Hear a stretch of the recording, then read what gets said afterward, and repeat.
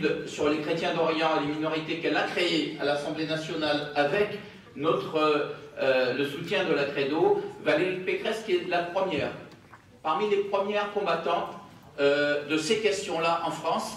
C'est la première à s'être engagée sur ces questions, la première à soutenir le combat pour les crimes contre l'humanité. Je voudrais qu'on la remercie et qu'on l'applaudisse fort.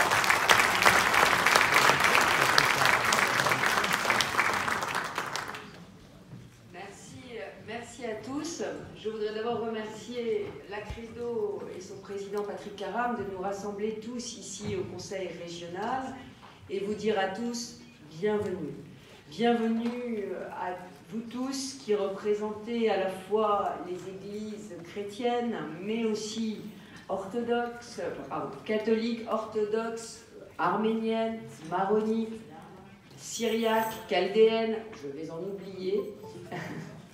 Donc merci à vous tous qui représentez les chrétiens d'Orient, merci à vous tous aussi qui représentez la communauté musulmane, les communautés musulmanes.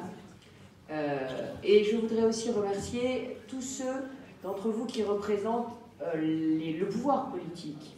Le pouvoir politique, donc ministres, députés, représentants des gouvernements étrangers qui êtes ici, ambassadeurs. Je voudrais saluer aussi tous les parlementaires français. Vous aurez l'occasion tous de faire connaissance, plus ample connaissance, dans le courant de la journée, mais peut-être aussi au dîner, avec un certain nombre de parlementaires français, de toutes les familles politiques qui sont engagées aujourd'hui dans la cause, dans la défense de la cause des chrétiens d'Orient. Je voudrais saluer aussi Viande Dakil, qui représente ici le combat des femmes yézidis. Vous êtes venus de très nombreux pays. Et vraiment, ce que je voulais vous dire, c'est que vous êtes ici en terre amie. Vous êtes ici en Île-de-France. La région a voté à l'unanimité sur ces bancs sur lesquels vous êtes aujourd'hui assis, le principe que nous serions une région amie des chrétiens d'Orient et amie des minorités persécutées en Orient. Donc c'est notre credo à nous, si je peux le dire ainsi, si je peux faire ce jeu de mots.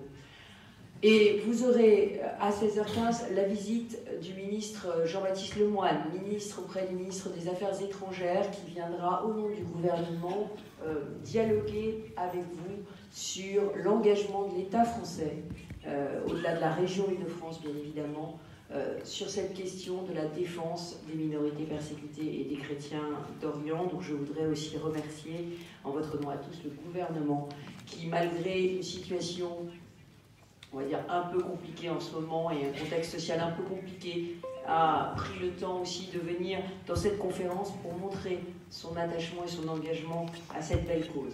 Alors il y a quelques semaines, j'étais en Arménie. J'étais en Arménie pour signer un grand pacte de partenariat entre la région Île-de-France et l'Arménie. La région Île-de-France et la ville d'Erevan, mais au-delà de la ville d'Erevan, avec le gouvernement arménien. Et il se trouve que j'ai été au mémorial de Moussalert. Et au mémorial de Moussalert, j'ai vu les premières photos très marquantes de ces combats de Moussalert, de ce siège de Moussalert, du mont Moïse.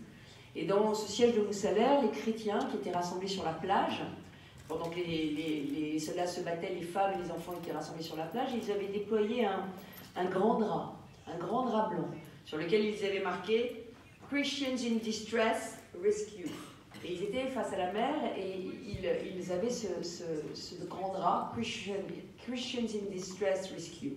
Et vous connaissez peut-être l'histoire de Moussalert, mais c'est un amiral français, l'amiral d'Artige de Fournay, qui passait par là avec quatre croiseurs français, c'était pendant la guerre de 14, et il a désobéi aux ordres de son commandement, il a dérouté les croiseurs, et il est venu à la rescousse de 4000 chrétiens qui étaient en train d'être massacrés sur cette plage, et il a sauvé 4000 chrétiens, il a sauvé les chrétiens de Moussalert, 4000 chrétiens qui aujourd'hui ont 40 000 descendants répandus à travers le monde.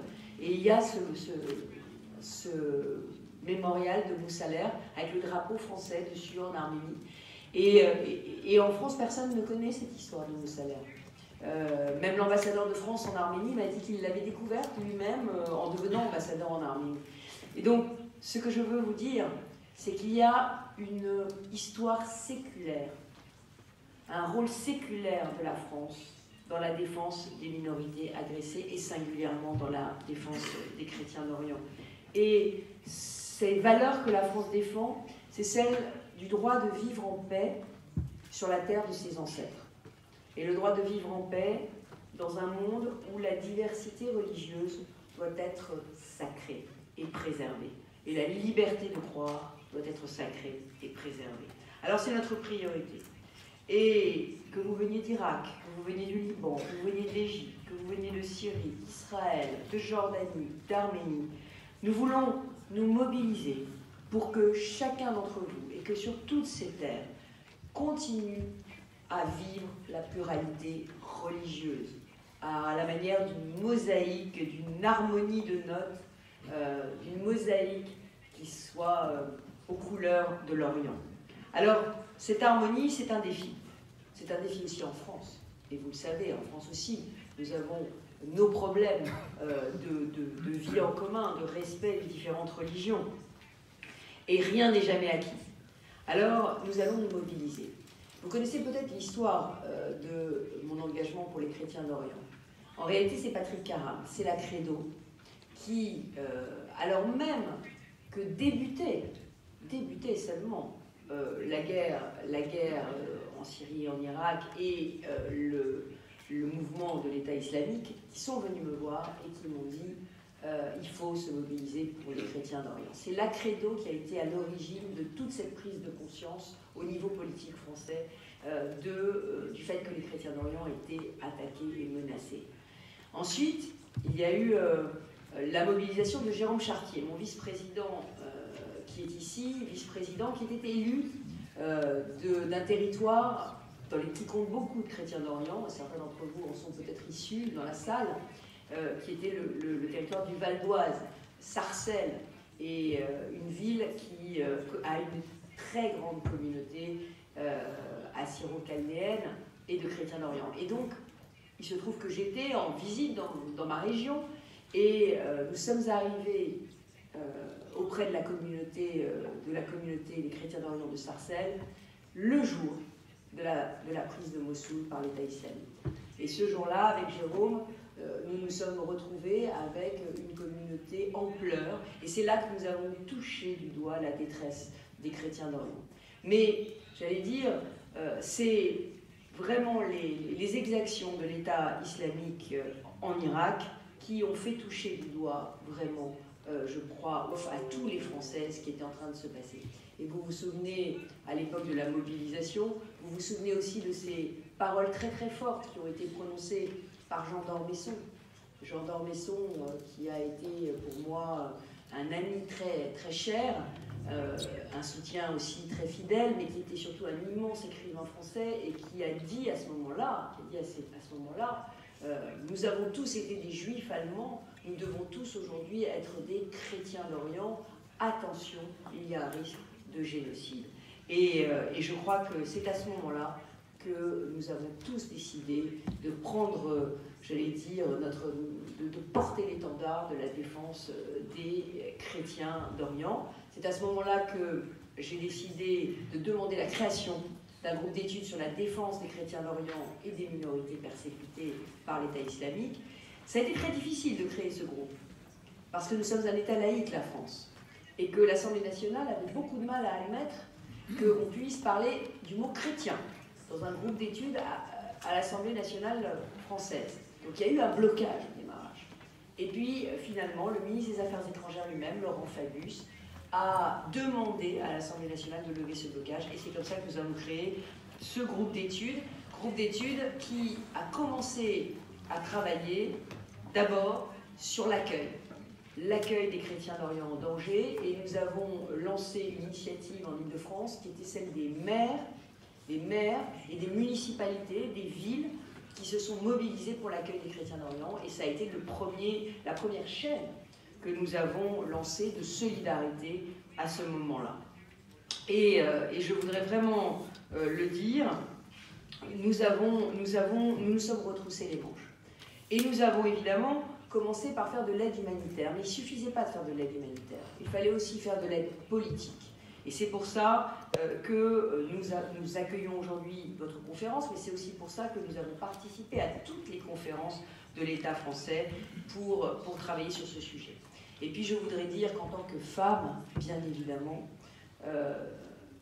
quand je me suis rendue pour la première fois au Kurdistan irakien avec François Fillon, que nous avions tous les deux emmené pour la première fois en Irak, je veux dire à quel point j'étais touchée par la détresse de la communauté yézidi en Irak, et notamment par la détresse des femmes yézidis qui ont été mises en esclavage par l'État islamique, et le témoignage de Viande d'Akil que nous avions recueilli à l'époque sur tout ce qui s'était passé à la suite de l'assaut du Mont Sinjar m'avait immensément touchée. Alors qu'est-ce qu'on a fait?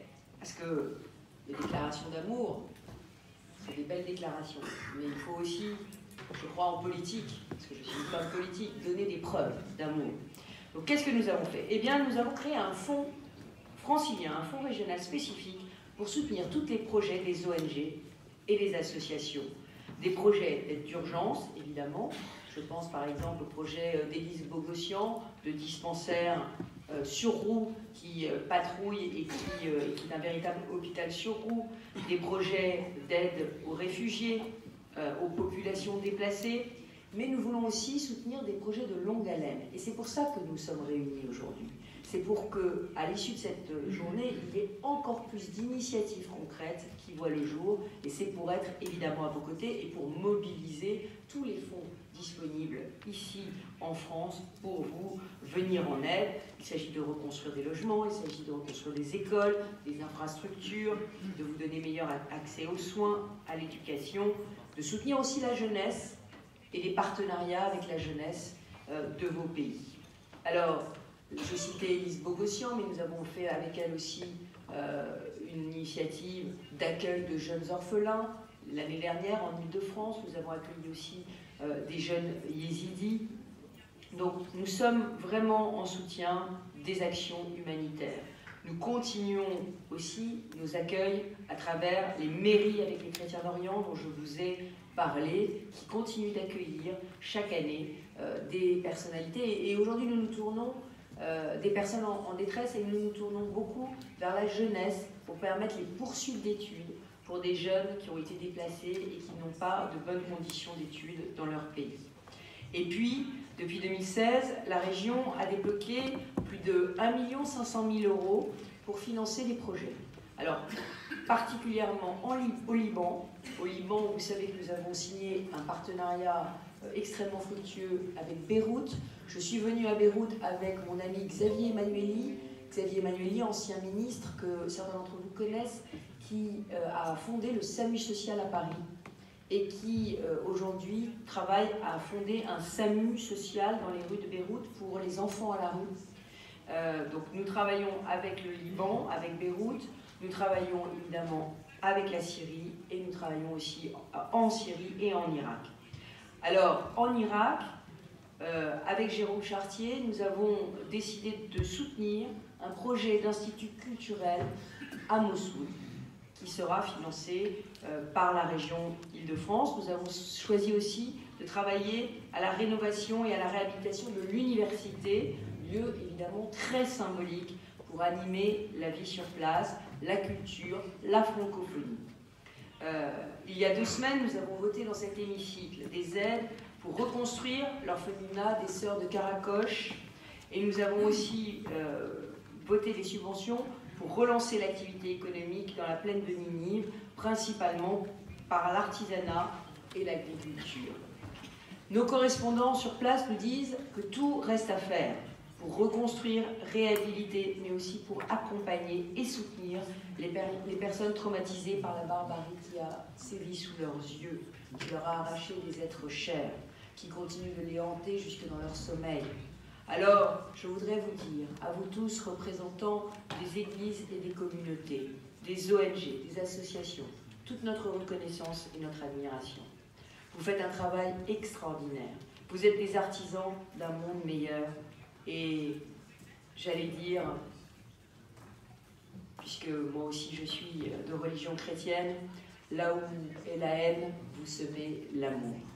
Alors, il faut le redire, les populations persécutées ne demandent pas de traitement de faveur, mais elles demandent simplement qu'on respecte leurs droits les plus essentiels, et celui de croire, de ne pas croire, de croire à leur religion, à vivre en paix, à vivre leur vie.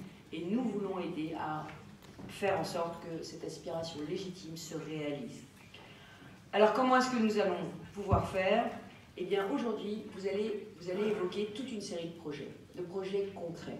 Et je voudrais que nous nous revoyions, après votre dialogue avec le ministre, nous nous revoyons ce soir pour un dîner, qui sera un dîner qui réunira un grand nombre de parlementaires français, et qu'à l'issue de ce dîner, eh bien, nous puissions nous dire qu'un certain nombre de vos projets, des projets que vous avez apportés ici à Paris, vont pouvoir se réaliser, et que la région Île-de-France sera, j'allais dire, la marraine, la porteuse de projets, l'ambassadrice de ces projets que vous voulez porter.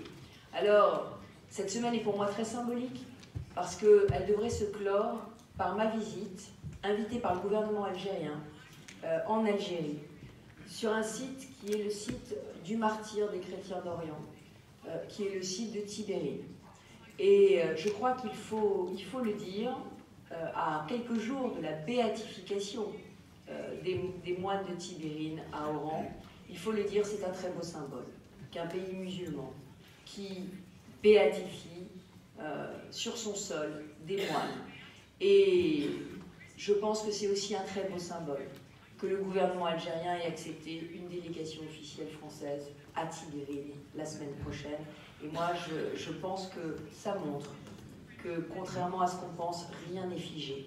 Les postures ne sont pas figées. Les choses peuvent vraiment évoluer, les choses peuvent vraiment changer. Et quand on s'y met tous, quand on est tous respectueux les uns des autres, respectueux de toutes les religions, et moi, c'est vrai que je fais un très gros travail, à l'inverse, en France aussi, pour que chaque religion soit respectée et que l'islam en France trouve aussi toute sa place. Donc je crois que c'est important, cette notion d'un monde divers, d'un monde de respect mutuel, d'un monde où les religions sont toutes respectées. Et il y a des signaux, il y a des symboles qui sont forts et qui montrent que le monde est peut-être en train d'ouvrir les yeux sur la nécessité d'une diversité qui est source de paix. Alors, rendez-vous la semaine prochaine aussi pour ce beau geste, ce beau voyage en Algérie. Et puis, à Noël, je me rendrai en Égypte où, là encore, la communauté copte sait qu'elle a depuis longtemps tout mon soutien. Voilà. Donc, vous le voyez, ce soutien aux minorités est quelque chose de très fort que j'ai puissamment créé en moi. Et ça me conduit à vraiment vous souhaiter une très très bonne journée, très concrète, et qui permettra d'améliorer encore les choses dans chacun de vos pays. Je vous remercie, je vous souhaite une très belle journée. Et rendez-vous ce soir. Et plus exactement, rendez-vous cet après-midi, puisque j'accueillerai évidemment le ministre Jean-Baptiste Lemoyne quand il viendra vous voir cet après-midi.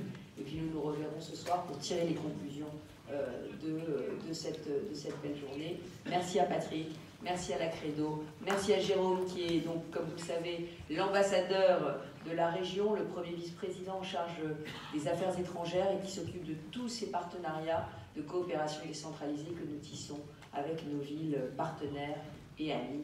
Merci à tous et bon travail.